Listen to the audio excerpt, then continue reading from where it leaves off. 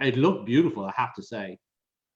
Yeah, this is, well, it's not your first winter, but okay, I think we're live now. So let's Right. wait the 20 seconds. Okay, good evening, Ambassador Eamonn McKee. Listen, I can't tell you how excited I am that you're able to do this. Um, no, we're not live.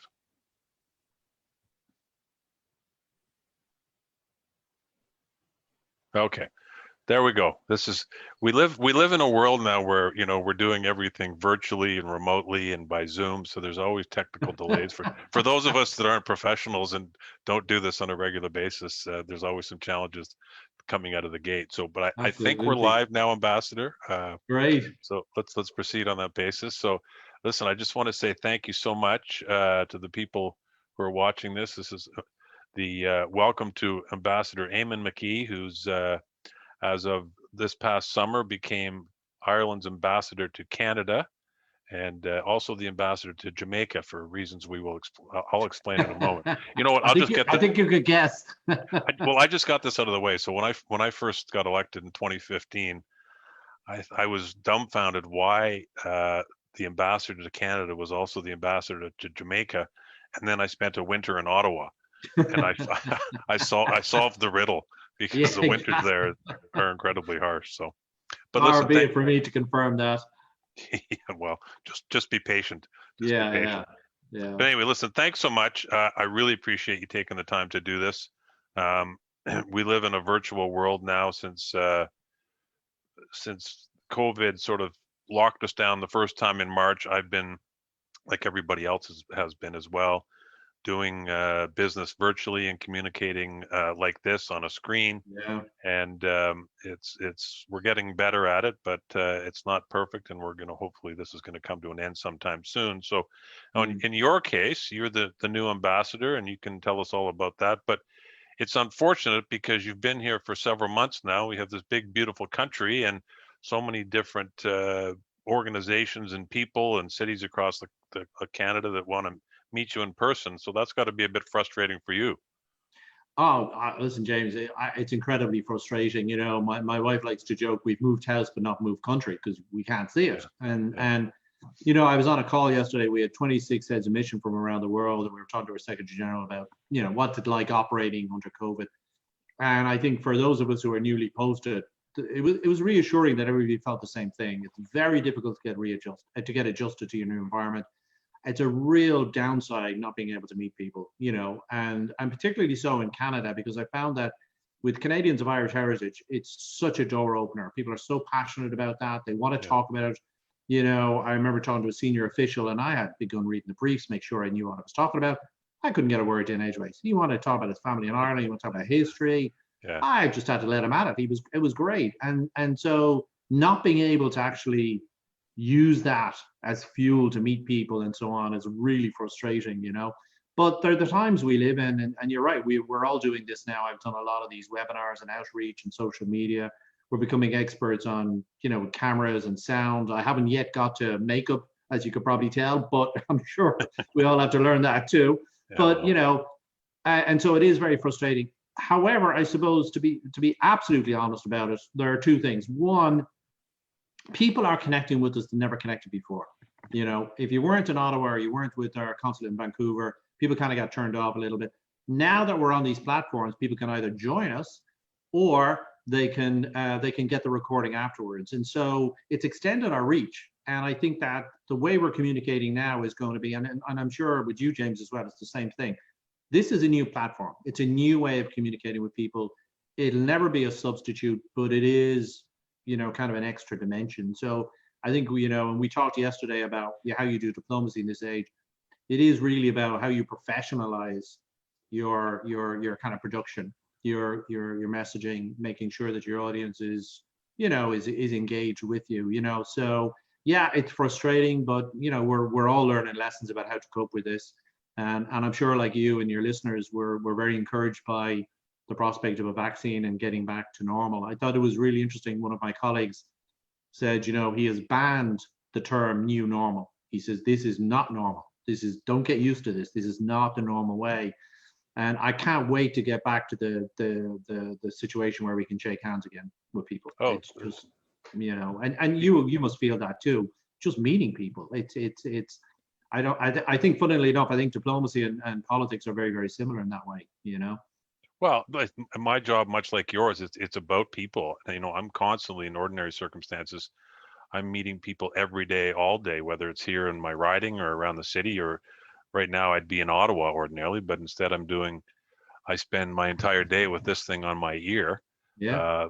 Today I was in the House of Commons for a few hours. I had 3 hours of committee meeting, and then I had meetings with constituents, and so it's a different way of life. And whoever said that, I like them, because I don't want this to be the new normal. Absolutely. But as you touched on, though, it does teach us some lessons and give us some opportunity. For example, as you know, we have the Canada-Ireland Parliamentary Friendship Group here in Ottawa, and there's our counterparts back home. Prior to COVID, would be a rare occasion where we'd get to go travel over there, or them to travel to see us here. Whereas tomorrow morning, I'm having a Zoom call with Mark Daly, who's my counterpart in Ireland. So that's something we might not have even thought of before this happened. But now, we're going to have a Zoom call with our group and their group in the coming weeks, and that's it. So there is some good that comes out of this. So, yeah, like this morning I hosted Minister Brophy, who was our Minister for State for the Diaspora, and he talked to a group of the Irish community in Toronto this morning.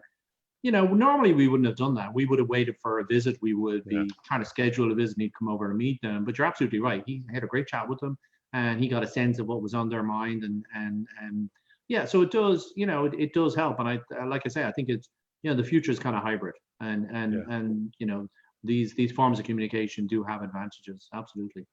Well, let's hope this all ends before March, so we can celebrate properly, right? Yeah, exactly. That's when it all started. Maybe that would be a good omen. It ends at the same time. So, well, listen. So you've been here since August, I believe, when you arrived. September.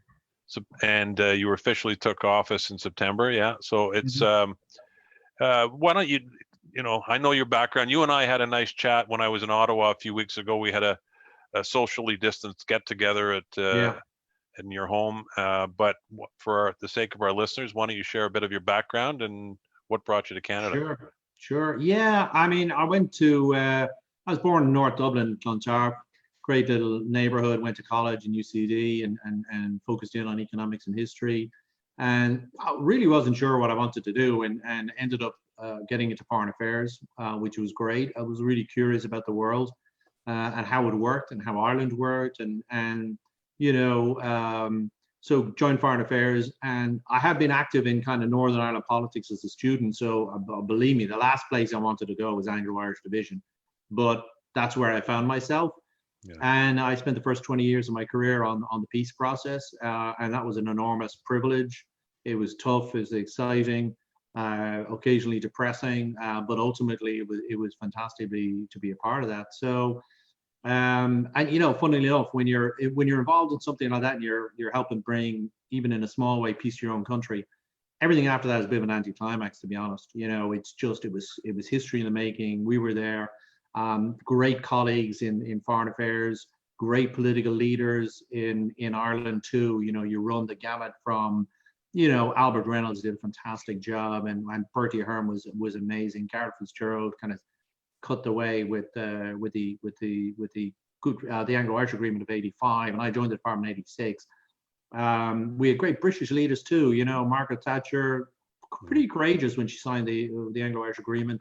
John Major, another great leader. Tony Blair. So you're kind of involved in all of this. It was amazing and fantastic to see it work. But you look at how long it's taken. We had Anglo-Irish Agreement '85. We had the first ceasefire '94, then we had '97, second ceasefire agreement '98, 2007 before we fully implemented the Good Friday Agreement. And last year, our Minister Simon Coveney helped to really crack a deal on restoring the institutions. So that was kind of the first chunk of my career. And then I did a bit of conflict resolution, and then went to Korea as ambassador for 4 years, and then 2 years in Israel. So in fact, and not by choice or pattern, I ended up kind of getting a bit familiar with the Northern Ireland conflict, the partition of Korea and its kind of its issues, and then to in a way, the mother of all conflicts in the Middle East. So it was really interesting. Came back because I was interested in the trade brief, and 5 years in Ireland on the trade brief and a couple of other things. And then this time last year, literally myself and the wife sat down and figured, we've one more adventure left in us. Where would we like to go? And we hit on Canada for all kinds of reasons, which are don't need to be explained because it's a fantastic country. My wife is American, and luckily we got the decision and we arrived here. So delighted to be here, and really looking forward to the lifting of the restrictions so that we can really get to see this country, because I don't think you can understand Canada without traveling and meeting people and seeing the place. So yeah, that's it in a nutshell, really. Well, that's a lot in a nutshell, that's for sure. Now, a couple of things there. You skipped over your part in the States because, amongst other things, that's where you met your wife. You were working on behalf of the government in Ireland, lobbying the American government, and you are married out of it, as I understand. So yeah, I tell you what, James, it's a trick you can only pull off once, or you should only pull off once. yes. So I was actually into that. I got to Washington in 1990, and we had this big problem because there was a recession in Ireland, and some of your Irish listeners will remember this. And we got a lot of Irish people who went to America during the recession in the mid 1980s. In fact, a lot of my fellow students in UCD went there. And so we ended up, we weren't sure, maybe somewhere between 50 and 60,000 Irish were there undocumented, because the 1965 Immigration and Nationality Act basically meant that to get into America was family unification. So most immigrants coming into America are from Southeast Asia or Latin America. So we had this problem of the undocumented, and my job was kind of go on the Hill and see what we could do to relieve that issue. Bruce Morrison was a congressman at the time, and he was a chairman of the immigration subcommittee, and he had a staffer, Mary. And so I rang her up and we had a great chat. And then one thing led to another. We started dating, and the bill was getting ahead of steam, and Bruce brought in a diversity visa program for visas for coming from Europe. And Mary said to me, "What do you want out of that?" And I said, "Well, we want 40% of those visas for Ireland." So. And it was very funny because Paddy McKernan was ambassador at the time. When he heard we were dating, he says, "Oh my God," he says, "if they have a row, we're not going to get any visas." So, so anyway, we it all worked out, and it wasn't just down to us. Obviously, this was a huge collective effort. We had the Irish immigration reform movement. We had Ted Kennedy in the Senate. We had Al Simpson from Wyoming on the Republican side. Jack Brooks on the Judiciary Committee. We had the Speaker of the House, Tom Foley. We had Irish ministers coming over. It was a huge collective effort, and we got it over the hill. And it was great to be there for that. I mean, it was really great to be there from that. It was like an episode out of the West Wing. And so we got the bill was passed, and we ended up solving the problem of the undocumented Irish. We got something like, at the end of the day, I think 53,000 visas for the Irish. So the Morrison visas kind of came out of that story. But yeah, it was a fantastic introduction. And don't forget as well, in this period, you have the Irish peace process, and you have President Clinton campaigning to become president. We're outreaching to him, and then President Clinton gets into the White House, and the peace process takes off, and you end up, and I'm a pretty junior officer in the embassy, but I end up talking to Anne Stock, who was the social secretary in the White House, and we're organizing the first St. Patrick's Day in the Clinton White House, and I'm telling her, "Oh yeah, it has to be black tie." When I look back on this, I'm thinking, what a cheek. I'm telling the social secretary in the White House, of course it has to be a black tie. It's a big deal to him. Anyway, great time. So I like to joke, yeah, it was amazing. I arrived in Washington with a suitcase, and I left with, a wife and 2 kids, 2 cats. I was going to say, you're very charming. You're obviously very charming and very persuasive. You were married, and you have 53,000 visas to later, show for it. Yeah. No, I have to say it was a collective effort. It wasn't just down to us two. But you know yourself, when things are going the right way, you get lucky. Things just kind of roll along, and it's got a good energy about it. So yeah, it was a great period. I have to say, it was really positive. Great Irish ambassadors, Dermot Gallagher, Paddy McKernan. Political director Brendan Scannell, fantastic guy, and this too. You kind of learn off all of the people that you're working with, Absolutely. Yeah, it was great. But it also comes from hard work too. So don't sell yourself short. We all know that, and we appreciate that. Yeah. Well, listen, we're thrilled to have you here. We really are. I mean, with that history, I mean, if you go back to, dealing with the conflict, given what's going on with Brexit right now, you've got background knowledge that's Mm. unrivaled in many ways. A couple things you said struck a chord with me. That plus you're going to UCD. My better half, Deirdre Brett, she went to UCD for a year, and so did All my right. father-in-law Eddie, who's from Waterford. So he's cheering for Waterford this weekend in the hurling semifinal too, as you can All imagine. right. Great. Yeah. I gather all of that's been just to digress completely here, but I guess the hurling and the football's been delayed because of COVID as well, has it? Well, the competition, the All Ireland, certainly Yeah, football is yeah, steaming ahead, yeah, So, I mean, it's kind of the lifeblood of the country, as you know. And yeah. Well, we had a bunch of competitions on Gaelic football that absolutely with the same four teams as were there in bloody Sunday 100 years ago. So weird kind of resonances in that. we saw But that. Yeah, yeah, it's a fantastic competition, and GAA is such an institution, and not just in Ireland, but as you know, right across the world. Here in Canada. They've got so many new clubs have emerged, and Sean Hart, as the president of the Canada GAA, is doing a great yeah. job. But you come across the GAA everywhere. We had them in Korea when I was there. Great GAA clubs, Middle East. So it's amazing network of Irish culture and moral support and everything else. Well, I've had the good fortune to go to two All Ireland hurling finals, and the last one I was in Dublin for it, and I was with Eddie, my father-in-law, and it was Galway and Kilkenny, Oh. and we made our way to this beautiful pub and hotel in Dublin, and we enjoyed the game. And I had picked up along the way a couple of Kilkenny flags that people handed in the way and in the way out. And slowly, everybody coming in is wearing Galway garb. And I thought, well, it's a lot of Galway fans here. So I went up to the bar to get a couple of pints for Eddie and myself. And this guy leans over to me and he says, uh, you know, this is the Galway pub. All the families are staying in this hotel, and the team's coming back here. And my son actually plays for Galway, so you might want to put that flag away. I quickly ran back to the table, stuffed it into my jacket, and tried to, Yeah, I yeah. said, "Look, I'm from Canada. Somebody handed it to me. I didn't know any better." So, Yeah, but it's funny. It's like the old joke of the rivalry between Tyrone and Armagh. And somebody went to Tyrone and said, "Would you ever support England in a game?" And they said, "I never support England in a game unless they were playing Armagh." It's the local yeah, rivalries kind of trump everything.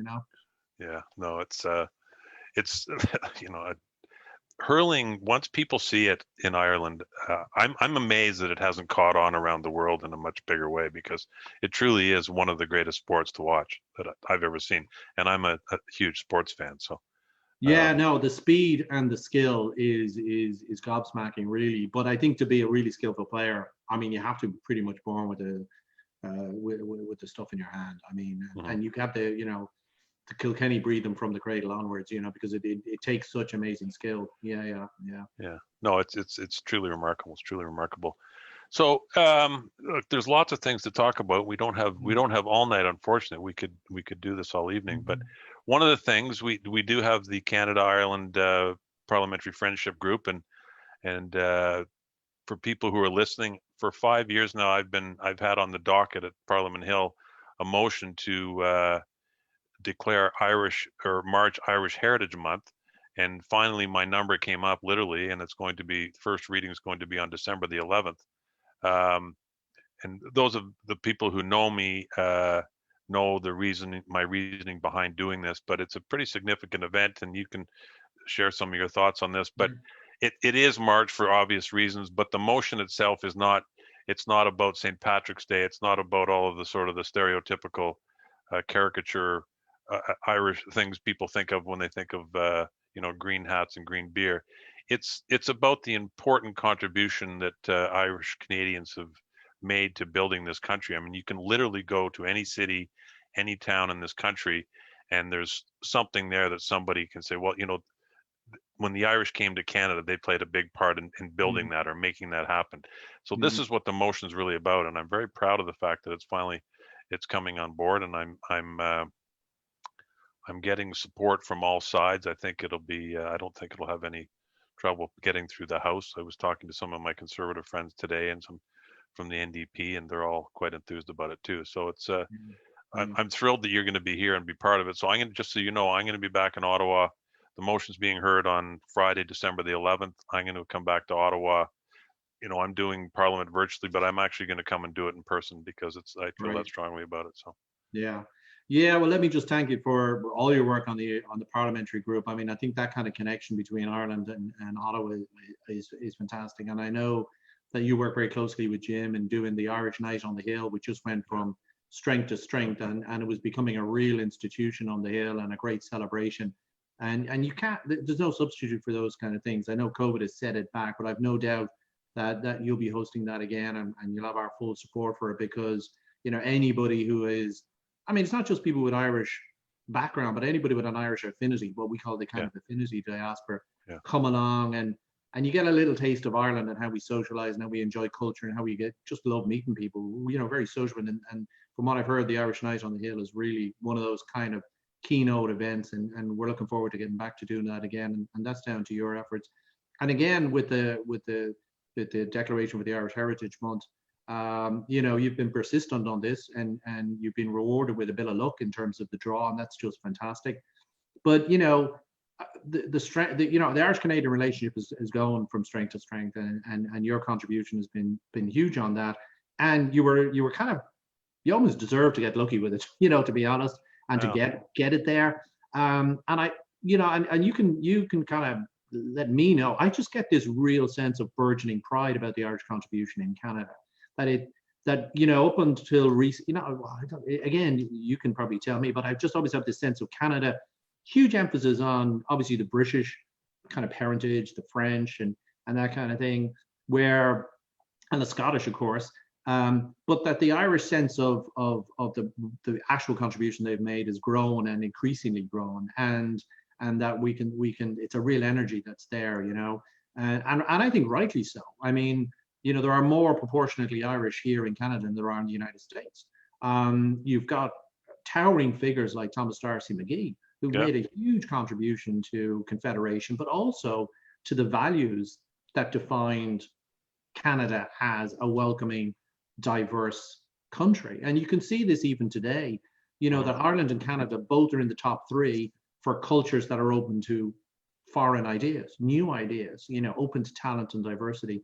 So that whole, the commitment that Irish people have to democracy, rule of law, you can see it in Canada, and also just another reality, which is away from the kind of the principles and the values, the sheer hard work, I mean, the Irish who built, along with others, of course, but the Irish who, contributed building the railways, building the Rideau Canal, physically building the cities, I mean, and same in America. If you go to Central Park, those hills aren't natural. Those hills were actually built with Irish laborers, or navvies as they used to call them, literally moving soil. And I think the same in Canada too. So, there's an enormous contribution, and thanks to you, thanks to the bill and the Irish Heritage Month, that's a real platform to build on, and it's a great thrill for us to see that happen.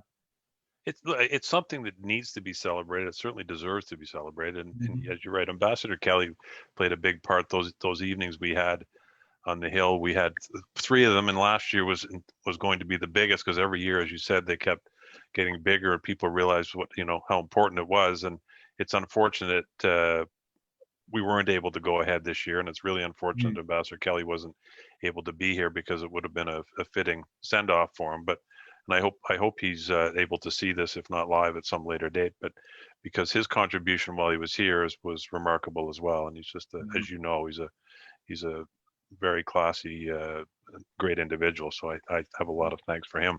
But you said the parallels between the past and the future, and you talk about what's going on in Canada now in terms of welcoming people to our shores. I mean, the story of the Irish, there's probably no greater example of how Canada opens its arms to people.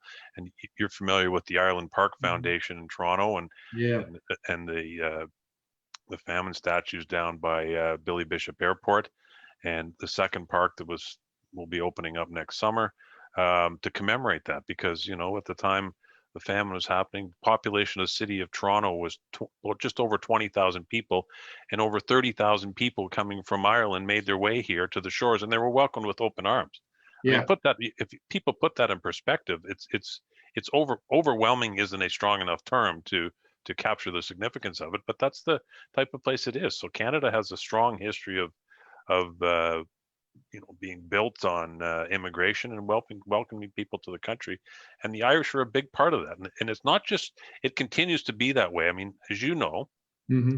there's still a wave of people coming to Canada from Ireland over the last several years, and you can go anywhere in this city, outside of current times, and you can see it and you can feel it, and it's remarkable, and that's why we need to celebrate this. I mean, we have so many Yeah. organizations.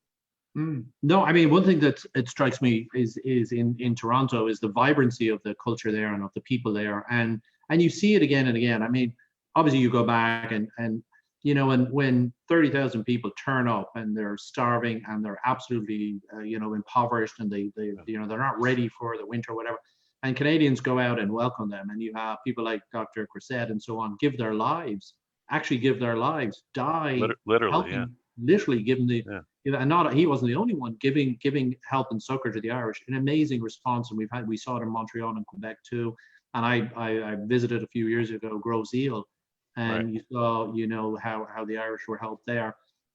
And I think that says something really important about the spirit of Canada, which was there kind of from the beginning. You had this with Champlain and this idea of building a new France that was based on diversity and welcome, because obviously these guys had come from wars of religion in France and so on.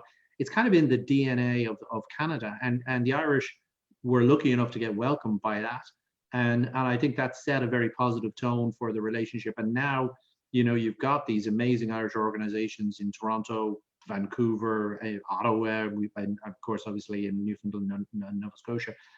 But as you rightly mentioned, when the financial crisis hit in Ireland, 2007, 2008, I thought it was quite significant that so many Irish came to Canada. They weren't going Yeah. down to the United States. Very difficult to get in, and things had kind of tightened up there. Irish came to Canada, and you can see it. And we saw it in the conversation today with Minister Brophy and the Irish in Toronto. And I actually had a webinar myself this morning with the Irish Chamber in Vancouver. All of these organizations welcomed in the new young Irish that have come from Ireland over the last 10 years or so. They've infused new energy into these organizations, and that just leavens everything, So I think there's a great future between for our two countries. And Ireland and Canada have so many values in common. We're both committed to the rule of law, international order, globalization, human rights, the UN, but also to, if you look at the growth in the Canadian economy, like in Toronto, 76% of jobs are in the service industry. That's exactly where Ireland is heading. Look at the sectors you're strong in, life sciences, pharmaceuticals, digital, banking, financial services, that's where we're going to, creative industries, and so there's a huge overlap there where there's enormous potential. And now, of course, we have CETA. And in the context of Brexit, CETA is even more important. So, listen, I know as well, Canadian businesses naturally looks to the United States. It's just a law of gravity with economics. Trade halves as distance doubled.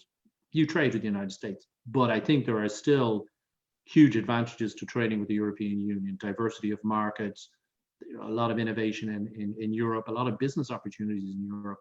So I think the potential for the relationship between Ireland and Canada at all kinds of levels is there. No, I couldn't agree more, and I would add modesty to that list too, because I find Irish people to be understated and modest. I mean, they like to have fun, but they're not. Let me give you an example of why I say that, because you talk about the Irish community in Toronto and in Canada, and the wave of immigrants that came back in 2007 and 2008. The number of people who would arrive here, and people from the Irish community here all the time, would reach out to them, welcome into their homes, help them out. And it's all very understated, nobody, the people would do it without any fanfare or publicity. And the number of times I've come across people who have stories like that, it's really heartwarming. It Yeah, really yeah, truly is, and that's, it's another great thing about the Irish community here. But yeah. and you talk about the similarities, and you talk about CETA and the opportunities and whatnot. I agree with you. And the what Ireland is going through, the issues Ireland is facing in many respects are the same as the issues we're facing here. I went over to, I've been to Ireland a number of times since I was elected in 2015 as part of the Ireland Canada group. In fact, I went over with the Prime Minister in 2017, and he went. Mhm. That trip happened. In fact, I got a call from his office looking for suggestions where to go. So I spoke to Deirdre, and we put together an itinerary, and it actually ended up being followed almost to the T. So, um, Good for but you. I I led a heard you group. got invited. I heard you got invited on the trip on the back of that. I did. I did. Yeah, I ended up on the Prime Minister's plane. It was quite a trip. But right. I took a group over there the following year, and we met with Simon Coveney and a number of other Irish parliamentarians and business groups and community groups. And the issues that we're dealing with here are exactly the same issues you're dealing with there. Like it was really striking to me. You're Mhm. talking about, housing and cost of housing in the big urban centers. You're talking about the environment. You're talking about um, Public health issues. public health issues Yeah, and gender issues. It was I remember sitting there one point going, this is almost like it was scripted, but yeah, it brought home the connection between the two countries and how yeah. similar we are and how much we have in common and how much that relationship is valued on both sides. But you're right, with CETA and with the opportunities now, I mean, Ireland becomes a landing point for the European Union, which is pretty significant. Yeah, no, I think that's right. And I think if there is one of the reasons, not just the background and the kind of the orientation, as you're right, kind of humility, modesty of ambitions, but real talent at work. I think one of the things and the reason why I would hazard that the conversations are so good is that the one thing Canada and Ireland have in common, both countries, political leaders, politicians are thinking about the future. Hmm.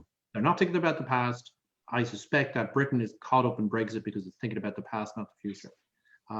Down south of the border, you begin to wonder what they're thinking about, but they're not planning for the future. I think Canada and Ireland, for whatever reason, are very focused on the future. What is the vision of the society we want? We're pretty clear about what it is. It's an open, diverse, welcoming country that encourages talent and is comfortable with diversity.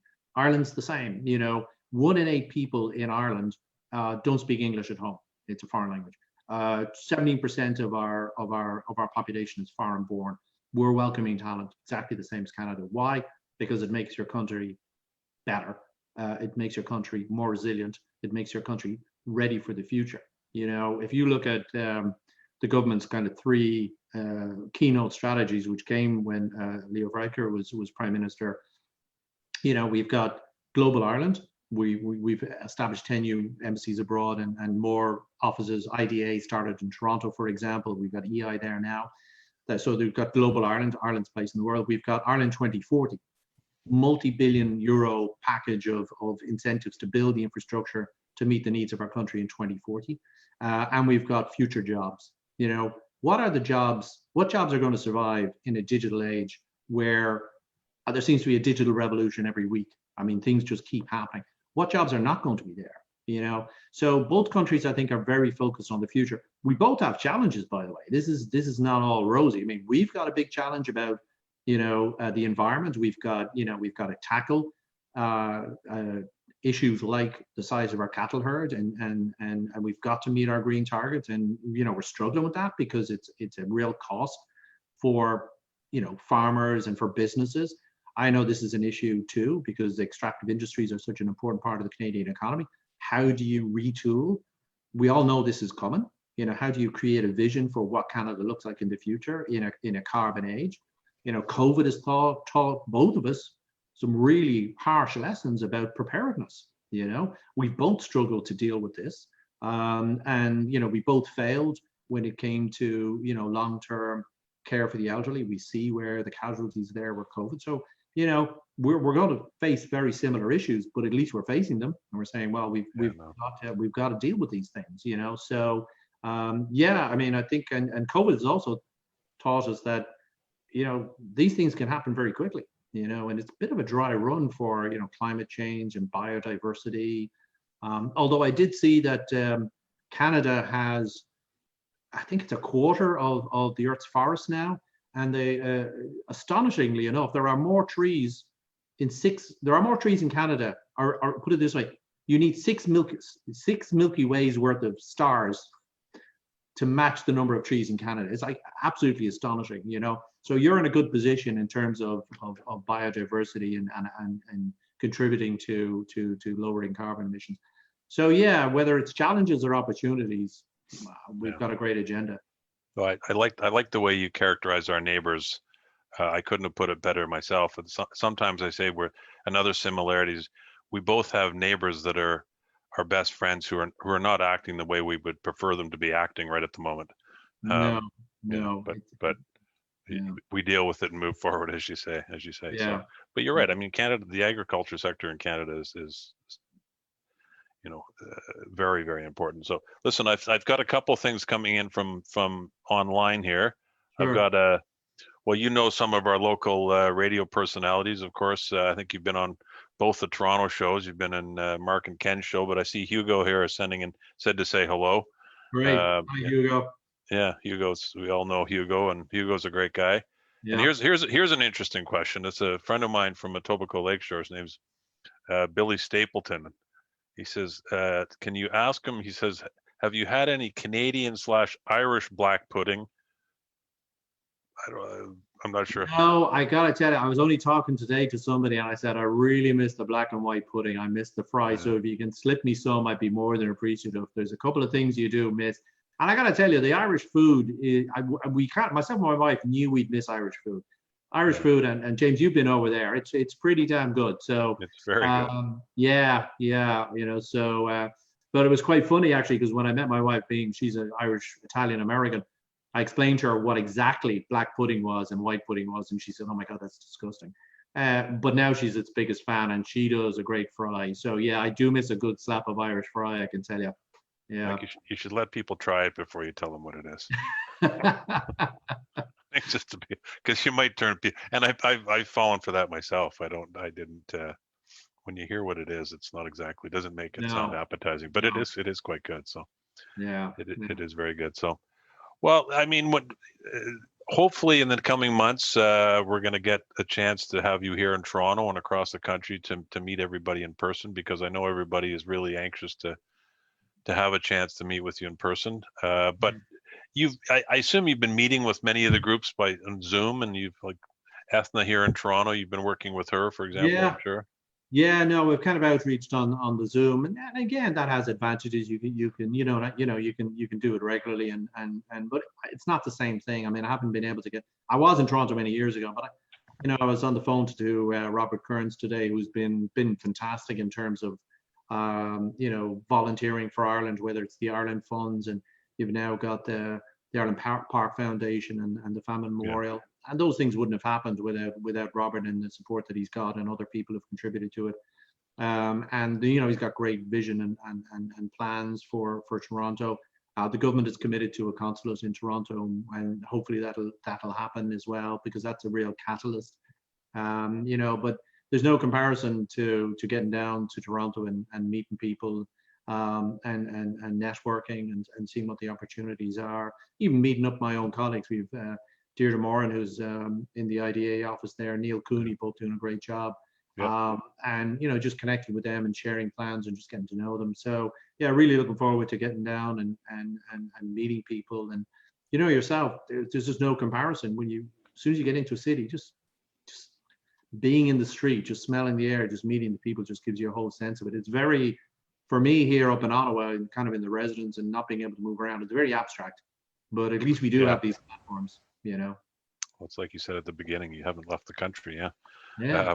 No, you're absolutely right. Now, what about sports? Have you had a chance to catch any of the Canadian sports like hockey and watch some basketball? Well, actually, basketball was invented in Canada, so it really is a Canadian sport. Yeah, no, not yet. I'm looking forward to getting into the ice hockey, because I hear it's like it's quite the religion here. So I haven't seen that yet. So my wife tells me it's something to look forward to. So that's on the agenda, certainly. Yeah. We're pretty passionate about it, that's for sure. But yeah, even that, I mean, ordinarily we'd be a month into the regular season right now, and we haven't started because they can't travel. So Yeah, yeah. Everything has been shut down, which is very unfortunate. So, Yeah, I've well, been following some of the rugby. Obviously, Ireland played England at the weekend, for example. But you can see it. The games are great to watch, but you just don't have without the crowd there. The atmosphere.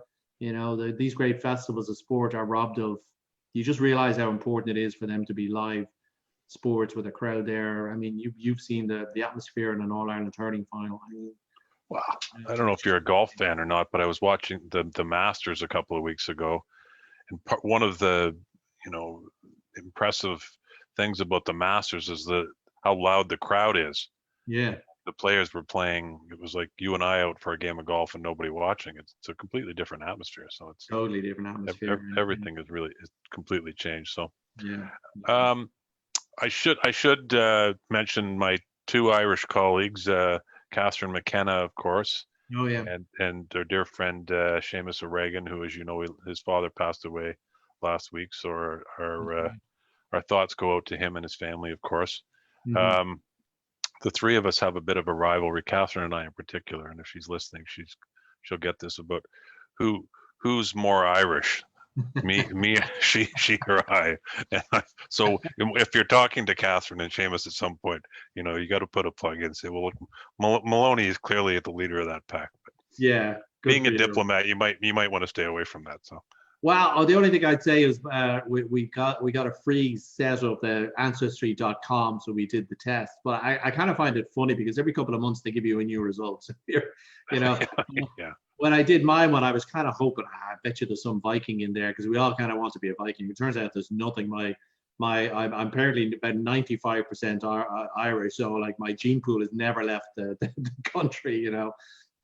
So yeah, but hey, listen, it's as much about your attitude as anything else. That's the way I see it. my ancestors come from County Clare, and I'm my first visit to Ireland. I think I may have told you it was 8 years ago now, and I've been back 6 or 7 times since. But my friend Cormac Murray, who I play golf with a bit in the summer, I was cheering on Clare and hurling a couple of years ago. He says what he said was, geez, Jamie, you didn't a few years ago you didn't know where you were from, and now you're saying up the banner. He put it Yeah, in different terminology than that, but you get yeah, the gist yeah, of yeah. it. Whereabouts in Clare are you from? A little town, just where Ennis is, just Yeah. outside. Yeah, just near, just a little wee town north of Ennis. It's a All village. right. In fact, I think there's a pub and a church. So I went there on my first trip back. I was there with a number of friends. I was with my father-in-law Eddie and a number of others, and I was having a challenge dragging them along to come to look at my ancestral home, but I did manage to make it there for about half an hour. And I actually went to the church where my great great great grandparents were married, which was pretty special. And I Mhm. I do plan to Wow. go back and do a little further exploring. And when you went there, because I've often heard people say this, did you genuinely feel like some part of me feels at home here? Was that? I mean, I'm glad you mentioned that because the answer is yes. And let me give you another example of that. So as I said, my father always instilled in me our Irish heritage, but and I was always proud of that. And not having been to Ireland until I mm, was an adult, the way I explained it is I had this pride, but I wasn't really sure how to oh, express it or why. But then when I went back to Ireland, yeah, it did, and it's hard to put into words, but no, it really meant something. So when I go back there, you do feel it. It's not yeah, I'm not visiting a foreign place. yeah. Um, so And it's a good how? question. Yeah, I'm just kind of curious. How would you, uh, when you say you got it from your father and it's kind of in the family, almost in the family atmosphere and behavior, and how do you kind of characterize that? How do you? I mean, you obviously you meet all of your constituents and they're all from different backgrounds. How can you kind of put your finger on what it is that you feel that the kind of the Irish bit of your Canadian family is? Well, I mean, it's the name, obviously. I mean, people Yeah. people identify, growing up. Somebody, my father used to joke if somebody said, well, that's not a very good Irish name, if it obviously wasn't. but people identify with their heritage, and I think that's Yeah. one of the things that Canadians are proud of. Is they're proud of their Canadians of Irish ancestry, or Yeah. Canadians of Italian ancestry, or English ancestry, whatever the case may be. So that's part of it. So growing up, as I said, my father always, I have the Maloney coat of arms in our front hall. I've had that since I was a kid. I have it downstairs now. Yeah. Um, Yeah. so it was always part of our identity, and you Yeah. just because it's instilled in you that way, it's becomes who you are without really having to explain it, if I can Yeah. put it that Yeah. way. Yeah. Yeah. And I think a No, lot of people feel that way. yeah, no, I get it, and certainly one of the really interesting aspects of diplomacy is when you go abroad, having been raised in Ireland, and so when you go abroad, you realize you become more Irish. It's kind of funny because you have something to measure it against. Yeah, You realize, like, when you're in Korea, you realize you're in a different culture, and you realize that you are actually different. And when you're born and raised in Ireland, you kind of think that the way we carry on with each other. I mean, if you have two people standing at a bus stop and the bus is late in Ireland, they'll know their life stories will be changed, or will be exchanged. You just kind of know. We have a very easy social interaction. And it's only when you go abroad you realize, actually, this doesn't happen often. no, Other no, societies are different. So when you're a diplomat, you kind of see that. And then you realize when you go back to, oh my God, this is actually very valuable. And it's funny as well, because one of the big deficits of COVID is that we can't bring people to Ireland. And, Deirdre doing the IDA and kind of selling Ireland as a place to invest. You seal the deal when you bring them to Ireland, and it's without a not, doubt. it's not the tax. And she had a funny line today. She said, she says, we came for the wrong reasons, but we stayed for the right ones. Mhm, mhm. Or we you came for the tax and you stayed for the talent. And we've had senior executives in big multinationals come to Ireland who won't go home. They just want to stay there, and they stay there with the family. The lifestyle is good. They really love it. So even when it comes to Brexit, for example, the department brought senior European politicians and officials to the border, to Auckland, and said, "There's no border here now. You know what this place used to be? There was a British Army Sanger here on this border. No border here now." And I remember our minister Simon Coveney did a great job, and he brought Barnier up there. Hugely emotional impact. Barnier went away, so you can't put a border back here. So it'd be like putting a border back in East Germany. Can't do it. You just Yep. can't have a border here. So going to Ireland, I think does do that to people. There's something very special about it. But of course, we've been in Ireland for 5,000 years. We've had a Gaelic society before the Normans arrived, before the Vikings arrived. So we've been down there a long time, and there isn't, as you know yourself, in Clare too. Like when we go to Clare, we have a great sense of or any county, every nook and cranny has a name. Every Yeah, place has a story. There's something very familiar about it to us. When an Englishman goes to Clare, you remember what Cromwell said about Clare: there isn't water enough to drown a man, there isn't tree high enough to hang a man, and there's not soil enough to bury a man. So between those two reactions, one is love and one is, well, something less than love. But yeah, there's a huge sense of, I don't know, community, and I think we take that with us when we went abroad. You know, you absolutely do. Look, and you have to see it to believe it. And it yeah, happens very quickly when you get there.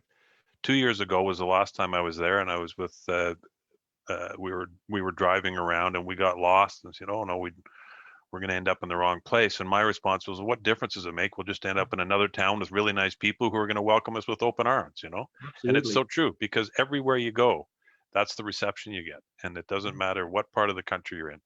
Yeah, And once you experience that, it has a major impact on you. So, and I've seen it with other people too. They go over there, and I have friends who went over there mhm, temporarily, and now they're living there and working there, and they've married and have children there. yeah, Um, it's quite something. Look, we've gone over time, as I sort of thought we would, and I'm getting texts from Jennifer telling me we should start to think about wrapping this thing up. But look, we didn't talk about Brexit. We could spend an entire evening or longer talking just about that. But I mean, you talked yeah, about the border issue, and it's still a highly contentious issue. It's the border, in my opinion, I believe is what has been the obstacle to getting this resolved long ago. And as you said, the tonic that took Bernier up to see it. And when you see it, when you go talk to the people who live, along the border or near the border, you are immediately impressed by the fact you're right. You cannot put that border back up again. No, you And when you can't. talk to people who haven't had that experience and you try to explain that to them, it's difficult to do sometimes. Yeah, it's visceral. I mean, first of all, you have a Yeah. million people living both sides of the border, and between on the between Derry and Donegal, most of the commercial traffic is from Dublin to Belfast. So that's where the Guinness trucks and the dairy trucks whooping down every single day. But if you're talking between Muff and Knocknacloy, thousands of people cross every day, going to the dentist, picking up their kids from school, back and forward. It's just, you couldn't stop it. And I remember talking to a woman who lived in Uri, just on the north side of the border, and she said, all through the Troubles, she said, totally apolitical. I didn't get involved, even in the hunger strikes, didn't want to know. But she says, when I heard people were talking about Brexit and possibility of putting a border back down there, she said, I nearly had to go to a psychiatrist for therapy. She says, I was just viscerally, it cannot happen. You cannot have a border there. And I think you have to go back. The peace process was made possible because John Hume understood that in a single European market, the only thing keeping the border there was security. Once you got rid of the security issue and you got rid of the British military installations around the border, we were all one market anyway. And so what were we fighting about? And at the end of the day, the peace process in Northern Ireland was made possible because, James, you're absolutely right. This was about the border. You get rid of the border, which the European Union did, you can get rid of the conflict. And John Hume understood that. And so without the European Union, we wouldn't have a solution to the Northern Ireland conflict. We wouldn't be on the trajectory of peace building that we've been on and that journey, because the European Union got rid of that border. And there's no way in hell it can go back. It's as simple as that. Now, we are reaching crunch time with the deal. We're all hoping and praying. CETA has been rolled over in terms of UK and Canada, because Canadian business are obviously concerned. They don't want chaos in the 1st of January. We're really at a crunch moment now, and hopefully we will get the deal. But at the end of the day, from our point of view, there's no good arguments for Brexit. It is a mistake. It's a mistake at any level you want to think about.